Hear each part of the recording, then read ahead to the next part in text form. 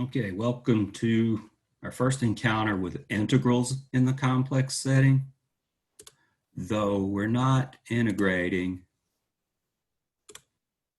in all its glory a function of a complex variable, what we'll do in section 4.38 is integrals of these functions like we encountered in the last section, these W of t functions. We're close. The next section will take care of path or contour integrals. Okay, so the plan is first, let's set up some definitions that allow us to integrate a function of the form W of t. We'll integrate with respect to a real variable, and what we'll really do is break everything into real and imaginary parts and deal with those parts separately. The first definition says exactly that. Suppose W of t can be broken into real and imaginary parts as u of t plus iv of t. Define the integral of w of t over the interval from a to b, denoted the usual way, integral from a to b of w of t dt. Define this as the integral from a to b of the real part dt plus I integral of the imaginary part dt. Real part and imaginary part, of course, are themselves real, both of them. So this definition allows us to deal with these kinds of integrals simply in terms of their real parts, their imaginary parts, both of which are real. We know plenty of stuff about integrating things of a real variable. I do worry about the existence of integrals. We're good. There are functions that are not Riemann integrable. As long as we have a continuous integrand, then the Riemann integral will exist.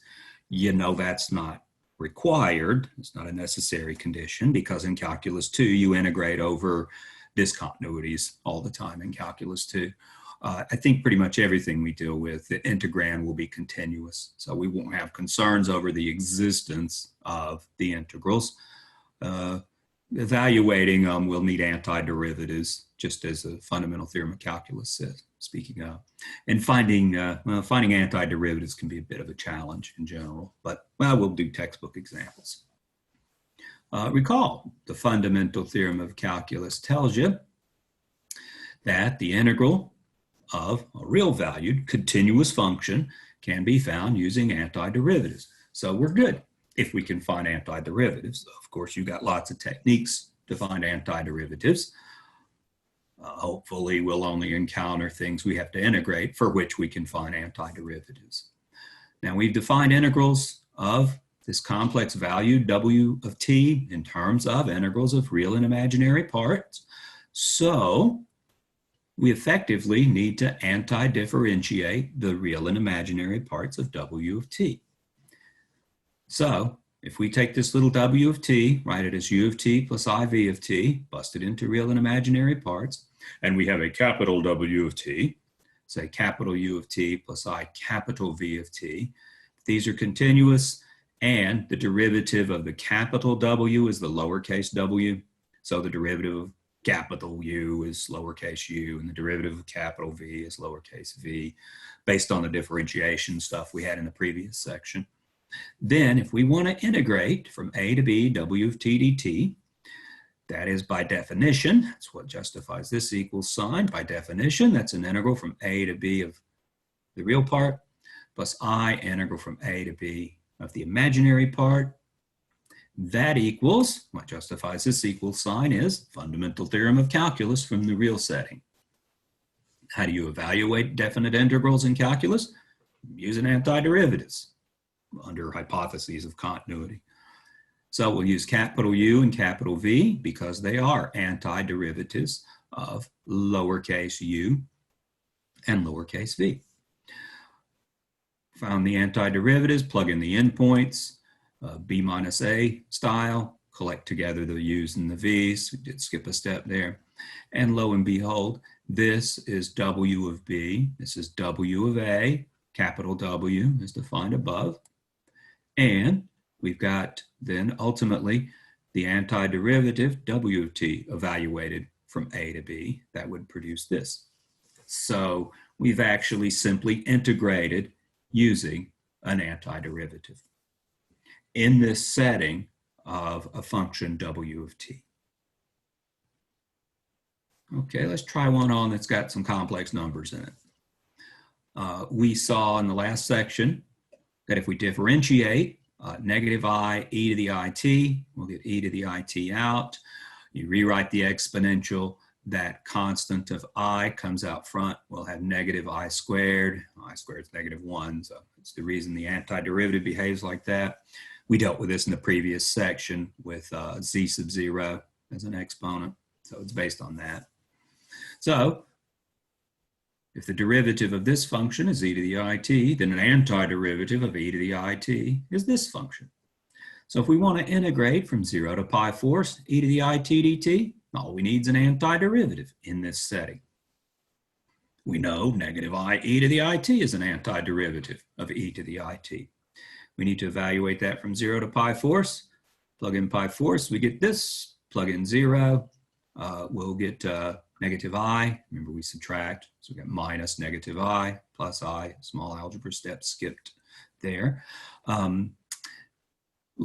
Let's write this more in rectangular coordinates. Let's take that e to the I, pi over 4, express it then as cosine pi fourths plus I sine pi fourths. We've got a negative I out front.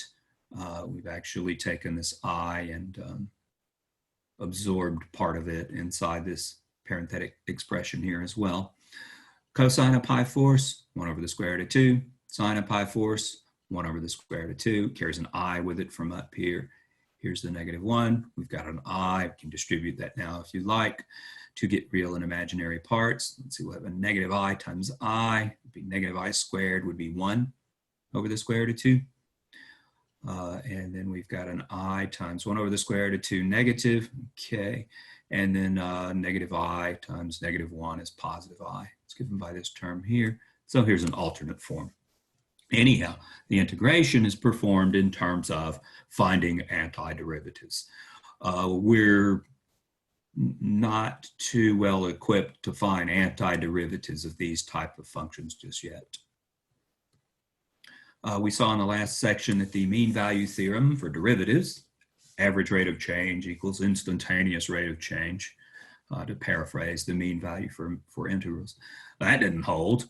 How about the mean value theorem for integrals? It says something about a continuous function attaining its average value, average values being computed in terms of integrals.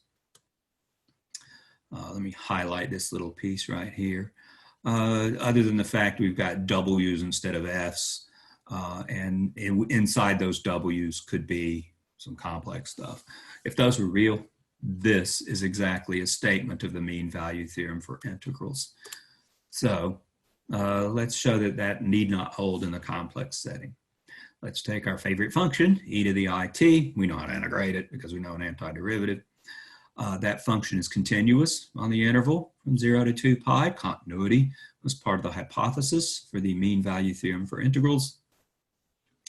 The integral from a to b of w of t, let's take a and b to be 0 and 2 pi respectively. We're actually integrating around the unit circle.